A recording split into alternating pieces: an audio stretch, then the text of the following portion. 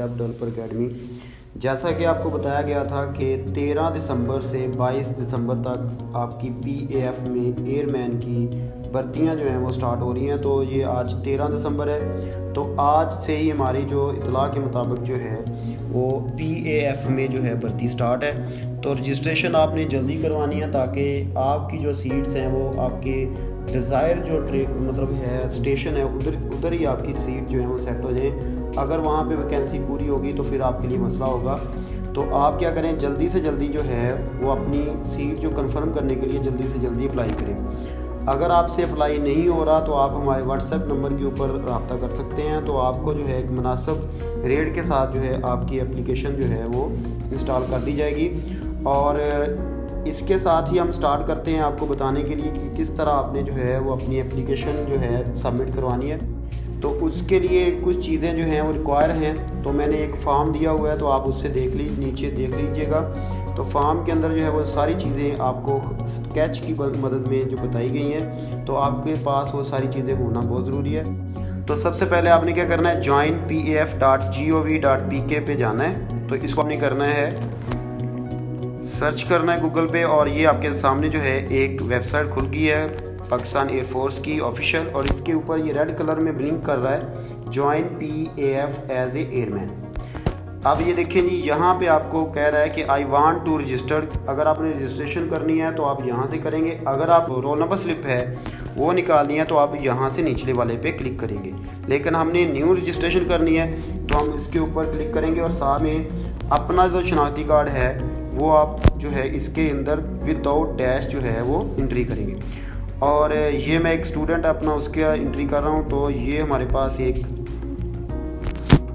हमने इसकी करनी है एंट्री विदाउट डैश। अच्छा, ये मैंने जब अपना लिख लिया, इसका शनाख्ती कार्ड लिख लिया बच्चे का, उसके बाद मैंने इसको करना है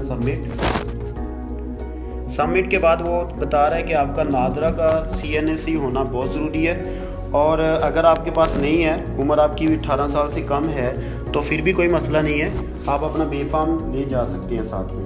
या आपके पास जो है वो अगर बेफाम भी नहीं है इन केस ऑफ, तो पहली तो बात ये है कि आप बेफाम के लिए अप्लाई करें। और दूसरा इसके साथ ये है कि आपके पास जो फिर मैट्रिक का जो रिज़ल्ट है, जो मैट्रिक की सनद है वो ज़रूर होनी चाहिए ताकि आपकी वेरिफिकेशन कर सकें। इसके बाद आपने नेक्स्ट करना है। नेक्स्ट के बाद वो कुछ हदायत बता रहा है, और यहाँ से अगर आप देखना चाहते हैं कि आया कि आप रूरल एरियाज़ के लिए एलिजिबल हैं, क्योंकि इनमें थोड़ी रिलैक्सेशन होती है, तो आप यहाँ से क्लिक करके देख सकते हैं। उसके बाद आप यहाँ से नेक्स्ट करेंगे। नेक्स्ट के बाद जी आपने यहाँ से कोई ट्रेड जो है वो लेना है, जो आप कर रहे हैं कि मेरा जो इधर होना चाहिए। तो अब जो सबसे अच्छा जो ट्रेड होता है वो हमारे पास होता है ये एरो ट्रेड। उसके बाद जो है वो आपका ये वाला स्पोर्टमैन है, फिर GC है। ये सारे जो है अपनी हिसाब से आप देख सकते हैं। तो मैं एरो ट्रेड में बच्चे को करने जा रहा हूँ, तो मैं इसके ऊपर क्लिक करूँगा। नॉर्मल के ऊपर आपने करना है, और अगर आप किसी कोटा के अंदर हैं तो फिर आप उस हिसाब से ये कर लें। लेकिन ये नॉर्मल में अप्लाई करूँगा मैं। इसकी डिज़ायर आपको बता रहा है। और यहाँ पे जी आपने सबसे पहले सेंटर को सिलेक्ट करना है कि कौन सा है। तो मैं फैसलाबाद सेंटर जो मेरे नज़दीकी है उसको कर रहा हूँ सिलेक्ट। उसके बाद आपने एयरमैन के लिए किया है, एरो ट्रेड के लिए किया है, तो ये फिक्स हैं, ये नहीं होंगे ये पहले, क्योंकि आप इसको कर चुके हैं।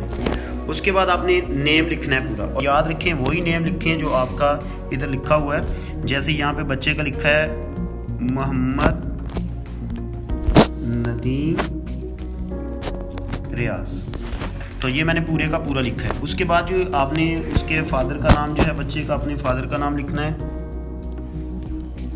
अच्छा, फादर का नाम जी मोहम्मद रियाज है, रियाजुल हक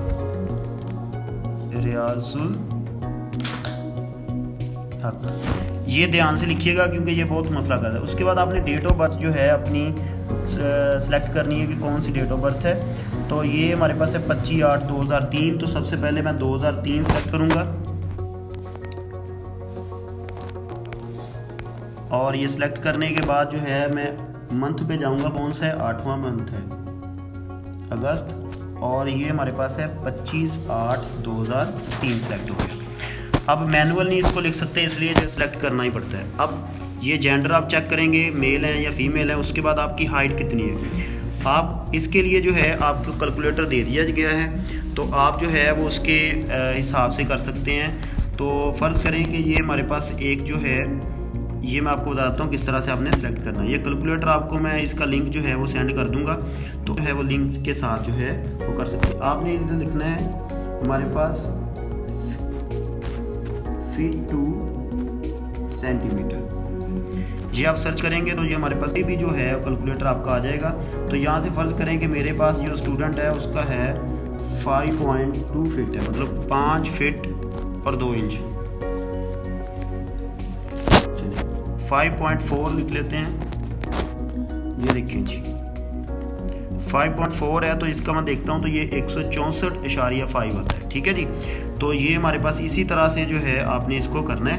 तो हम जाते हैं वापस अपने पेज पे, तो हम लिखते हैं इसको 164.5 है, तो मैं इसको लिख देता हूँ, चलें जी 164 ही लिखते हैं ताकि ज़्यादा हो कम ना हो। ठीक है, तो ये 164 लिख दिया। उसके बाद इस्लाम आपका रिलीजन है, आप कोई भी सिलेक्ट कर सकते हैं। तो ये सारे जो हैं इनके जो है हमारे पास कर सकते हैं आप इनमें से कोई भी। उसके बाद जी सिंगल, तो मैरिड नहीं है, सिंगल ही हैं। और डोमिसाइल जो है आपका देखें पंजाब का डोमिसाइल है या किस जगह से है। उसके बाद जी फादर ऑक्यूपेशन, अगर आपके फादर जो हैं वो इन किसी भी फोर्सेस में हैं तो आप यहाँ पे कर सकते हैं, वरना आपने अदर कर देना है।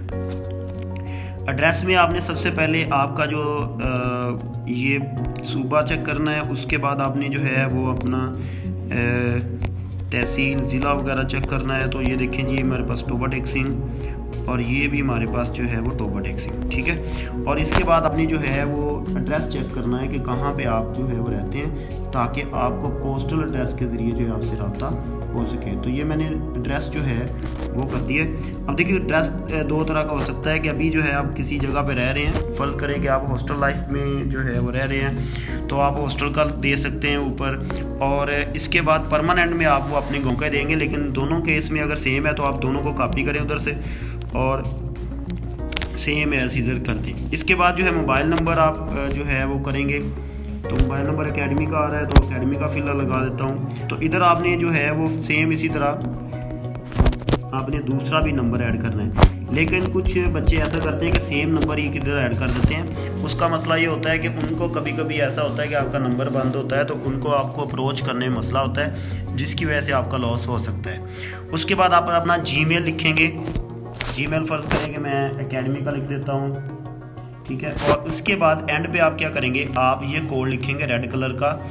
इसके अंदर जो कोड लिखने के बाद जो है आप क्या करेंगे, अच्छा ये सारा कुछ लिखने के बाद जो है आपने कोड भी लिख दिया।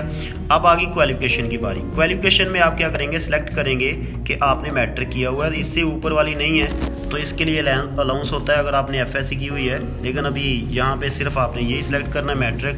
मेजर आपने जो है साइंस में करना है क्योंकि इसमें साइंस ही होता है।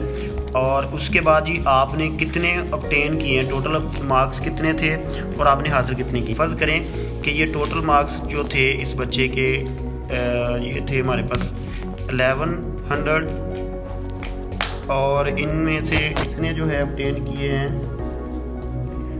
ये 825 है। ठीक है जी, और पासिंग ईयर इसका है जी 2020 का। और यूनिवर्सिटी कॉलेज आप लिख सकते हैं, लेकिन मैं इधर जो है वो अपना लिखूँगा अपना board 22 FST 22 board of intermediate and secondary education Faisalabad. इसके बाद आप यहाँ पे सबमिट करेंगे तो इसके साथ ही आपकी एक क्लैरिफिकेशन आता है। चलिए हम सबमिट करते हैं।